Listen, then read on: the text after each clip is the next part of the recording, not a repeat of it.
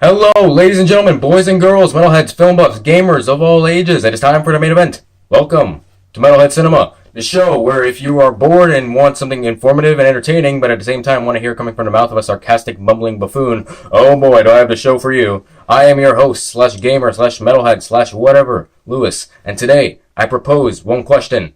And no, it is not Will You Marry Me. I am talking about what was the first metal album to use the now infamous Parental Advisory logo. Join me on this first episode as we try to answer such a question or beat around a dead bush with such a question. Whatever comes first, I guess. Just like the MPAA ratings for movies and ESRB ratings for video games, the Parental Advisory label helps a common consumer distinguish music that can be considered family-friendly and music that is too disturbing and explicit for the human ears. It has certainly helped regulate explicit content in our music. Funny joke, I know. Okay, now let's be serious. Does anyone actually pay attention to these things? Like, seriously, it doesn't matter if an album contains the label or not. The ignorant parents are still going to buy this album for their innocent child and corrupt their minds like they just saw a furry get beheaded by Genghis Khan for being too anti-Semitic. Okay, now before we get into the nitty-gritty, I feel like it is important that we discuss a brief history of the label that we know as Mr. Parental Advisory. Yes, I know this sounds like I'm beating around Jim Morrison's corpse, but just bear with me. This isn't a detailed history of the subject, but just a general idea. If you want to know the whole history of this situation, inside out, blindfolded backwards, check out this video by Entertain the Elk. 1985, Mary Tipper Gore, wife of then Senator and future Vice President Al Gore, had bought the soundtrack to Prince's rated R smash hit Purple Rain, and while listening to the track Darling Nikki, the explicitly sexual lyrics highly offended her. She treated it like it was the worst thing since Hitler roamed the earth. She and a few female colleagues formed a Parent Music Resource Center, or PMRC for short. Together, these teen titans created a list known as the Filthy 15, a list of, you guessed it, 15 songs that the group deemed objectionable and explicit. Each song was given 1 out of 4 ratings based off their content.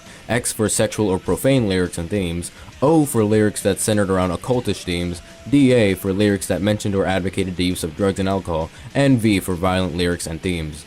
And while some of the songs on this list are rather tame compared to the songs of today, I mean, I can think of plenty of songs from the era that are more objectionable and questionable and explicit and vile than the ones on this list, but one thing was clear. The PMRC wanted to regulate content and music, and after a rating system was rejected, as well as a Senate hearing with several artists protesting the system was eventually held, it was mutually agreed upon that albums with explicit content would be given a label to warn consumers of said content. Originally, the label was a small round sticker that was plopped onto CDs, cassette tapes, vinyl records, bananas, planes, toilet paper, what have you. However, in 1990, the now infamous black and white sticker was introduced, with the album banned in the USA by rap group Two Live Crew, released in, you guessed it, 1990, being the first album to now use the iconic label.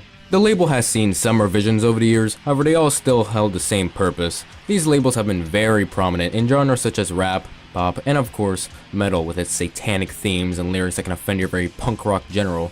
I'm going to be talking about the first metal album to adopt the black and white sticker. Yes, there do exist metal albums that had the original round sticker, most notably Metallica's Master of Puppets, even though it only contained one profane word and no majorly explicit lyrics.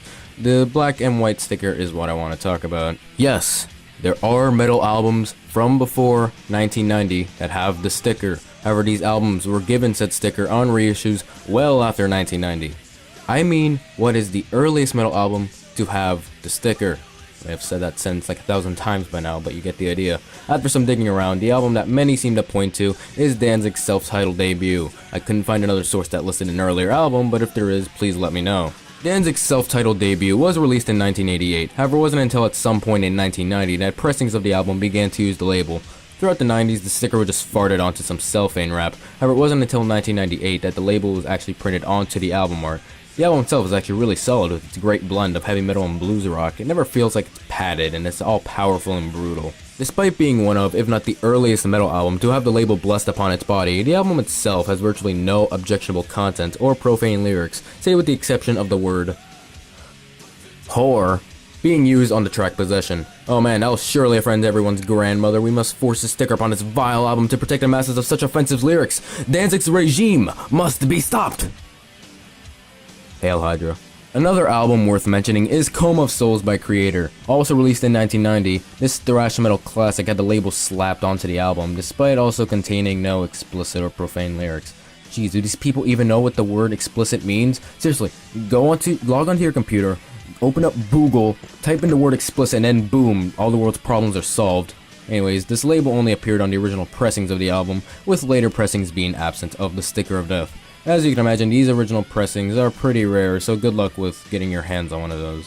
While falling more into the realms of hard rock and grunge respectively, two more albums that are worth mentioning are 1987's Appetite for Destruction by Guns N' Roses and 1989's Louder Than Love by Soundgarden, both albums adopting the sticker at around the same time Danzig did. This was just a fun glimpse into the history of Mr. Black and White sticker and metal music, and of course with the advent of digital streaming services such as Spotify, and the fact that most people aren't really buying physical music that often nowadays, the label itself is now usually embedded into the artwork of an album, with an explicit being displayed next to a song that may be family friendly, of course. I think for most of us growing up, this label showed that you were a true rebel, listening to more racy material. Why be a baby and listen to that Kids Bop crap, when I can be a real man listening to freaking Cannibal Corpse? Oh boy, I'm a true man, I'm surely getting laid tonight.